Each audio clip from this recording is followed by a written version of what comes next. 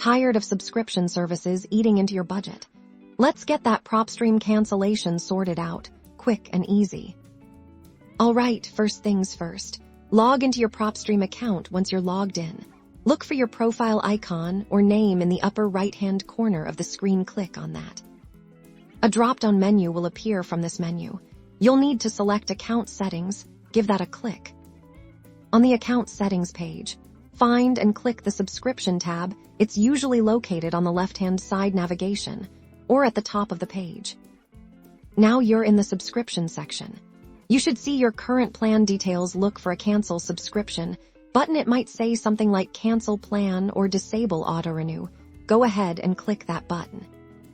A confirmation window will pop up, asking if you're sure you want to cancel. Propstream might also ask you to provide a reason for canceling. You can select a reason or simply proceed with the cancellation. Follow any on-screen prompts and finalize the cancellation. You should receive a confirmation message saying your subscription has been successfully canceled. And there you have it, a hassle-free way to cancel your Propstream subscription.